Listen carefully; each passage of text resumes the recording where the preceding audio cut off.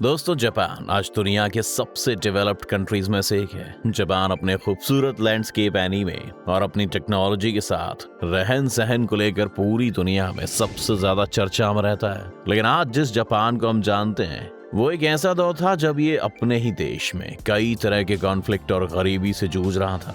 तो आखिर समुद्र के चारों ओर से घिरा हुआ ये छोटा सा एशियाई देश इतनी डेवलप्ड कंडीशन में कैसे पहुंच गया और कैसे इस देश ने अपनी इकोनॉमी पर इतना काम कर लिया, सब बताएंगे अब आपको आज की इस वीडियो में। तो बने रहिएगा हमारे साथ इस वीडियो के अंत तक। अगर हम पीछे मुड़कर देखें जापान के इतिहास को तो करीब 200 साल पहले तक जापान पूरी तरह से आइसोलेटेड देश हुआ करता था, जिस वजह से पूरे देश में एक तरह से फेडरल सिस्टम चलता था। यानी कि पूरा देश यहाँ के छोटे छोटे इलाके अपने हिसाब से चला रहे थे। अगर आसान भाषा में समझाएं तो इसे जमींदारी प्रथा भी कह सकते हैं, जिस वजह से इस देश में ना तो कोई लीगल सिस्टम था और ना ही कोई फॉरेन पॉलिसी थी, ना ही कॉन्स्टिट्यूशन था, ना ही कोई तरीका था जिसके तहत विदेशों से बिजनेस किया जा सके या इन्वेस्टमेंट की ही कोई पॉलिसी बनाई जा सके। यहाँ तक कि ये देश कुछ इस तरह से बटा हुआ था कि देश को चलाने वाला कोई एक प्राइम मिनिस्टर भी नहीं था।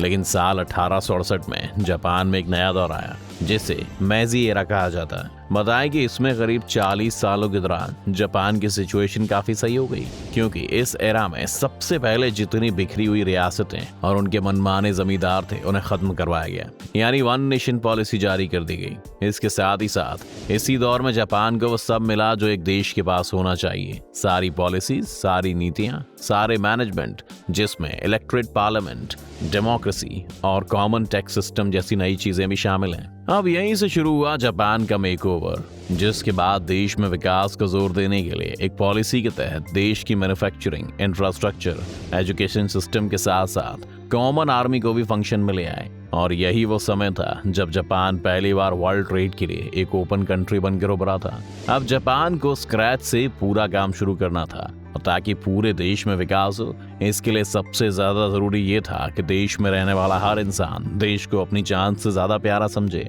और यही देश के लिए अपनी नैतिकता और जिम्मेदारी को समझाने के लिए इन्होंने पूरे देश के बच्चों को ये समझाया कि कैसे पूरा देश उनका ही है और उन्हें इस देश की हर चीज से प्रेम होना चाहिए। और यही वजह है कि आज अगर हम ये कहें कि नैतिकता यानी मोरालिटी जितनी जापानीज में उतना दुनिया के किसी और देश में नहीं है, तो ये बात कोई काट नहीं सकता। जी हाँ, हिंदुस्तानी तक नहीं। जब जापान के लोग जापान को एक शक्ल देने लगे, जापान अपनी खूबसूरती के साथ उगते सूरज के देश के तौर पर दुनिया के सामने उभरने लगा। और इसीलिए जापान ने फैसला किया वो अपनी आर्मी का सहारा लेकर दुनिया के दूसरे देशों पर डोमिनेंस स्टैब्लिश कर लेगा। अब जापान ने अपनी आर्मी के साथ दूसरे देशों पर अपना अधिकार जमाने के लिए हमला करना शुरू कर दिया। और इसी मेंटालिटी के चलते उसने साल 1905 में रूस जैसे बड़े देश तक पर हमला कर दिया था। इसके बाद जापान ने पहले वर्ल्ड वॉर में जमकर हिस्सा लिया, लेकिन इस वॉर में उन्हें भारी नुकसान झेलना पड़ा। पर इसके बावजूद भी ये लगातार अपनी आर्मी को बढ़ाते ही रहे। जापान को लगा कि वो अपनी बाउंड्रीज बढ़ा लेगा और सुपर पावर बन जाएगा,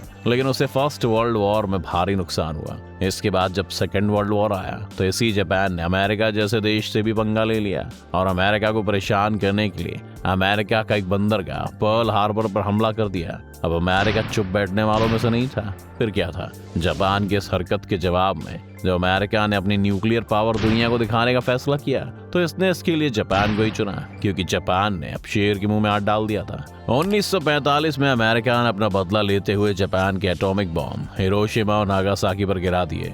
अब इतने बड़े हमले से जहां पूरी दुनिया सहमी हुई थी, वहीं इसके बाद जापान की कमर ही टूट गई। अब उसके पास अमेरिका के सामने सरेंडर करने के अलावा कोई दूसरा ऑप्शन नहीं था। और फिर क्या था, जापान ने सरेंडर कर दिया। अब जापान असहाय और अपंग हो गया।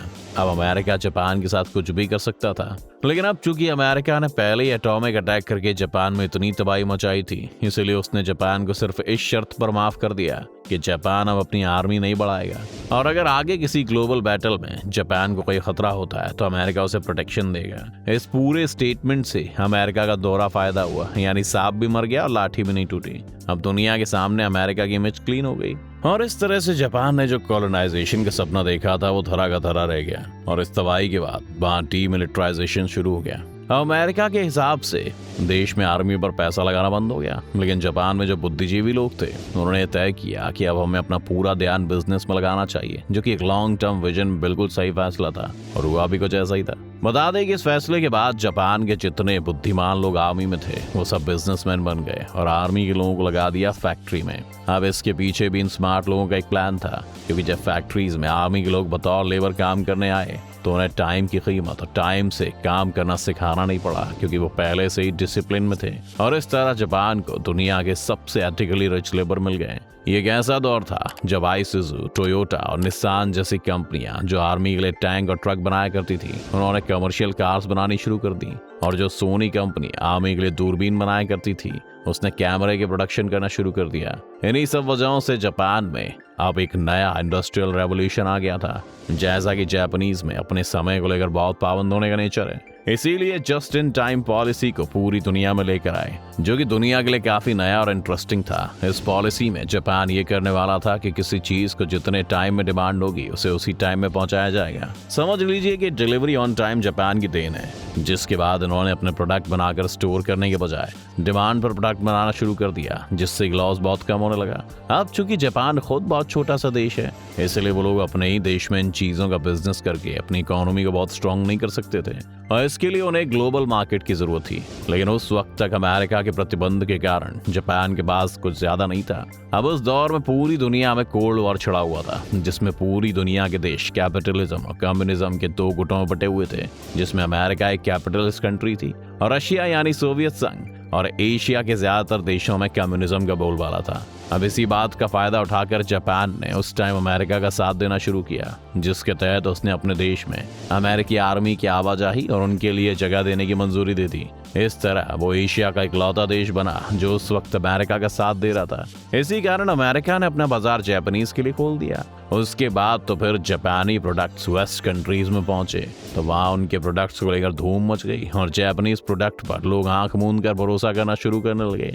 यही वजह थी कि पूरे जापान की इकोनॉमी एक साथ इतनी डेवलप कर गई। उन्होंने अपने देश में अब नई तरक्की की राह खोल दी, जिसमें लोगों के पैसों को एक सेफ इन्वेस्टमेंट के तहत बैंकों में जमा करवाया जाने लगा और इसकी मदद से लोगों को आसानी से लोन दिए जाने लगे। और यही रीजन बना जापान के इंफ्रास्ट्रक्चर के मजबूत होने का, जिससे कि पूरी दुनिया को एक सेफ स्पेस मिला ऑफिस और इन्वेस्टमेंट के लिए।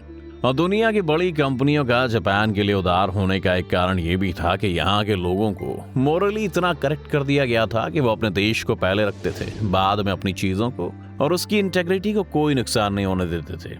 इसके बाद जापान अपनी इकोनॉमी को लेकर इतनी तरक्की कर गया कि पूरी दुनिया के एडवांस देशों में से एक हो गया, क्योंकि जापान में भी अब ग्लोबल इन्वेस्टमेंट बड़ी संख्या में होने लगे। इस तरह में जापानियों से सीखना चाहिए कि कैसे अपने देश के लिए चिल्लाने से ज्यादा काम करने की आदत को अपने अंदर लाना होगा, और देश को सिर्फ बातों में नहीं असल में इज्जत करनी होगी, जिससे कि भारत भी जापान की तरह एक विकसित देश बन सके। दोस्तों, आपको भी जापान घूमना चाहिए? हमें कमेंट सेक्शन में कमेंट करके जरूर बताएं। आपको हमारी आज की वीडियो पसंद आई हो तो लाइक और शेयर कर दें, और अगर आप इस चैनल पर नए हैं तो चैनल को सब्सक्राइब करना और बेल आइकॉन का बटन जल्दी से जल्दी दबाएं, ताकि हमारे आने वाली वीडियोस का नोटिफिकेशन आपको सबसे पहले मिले।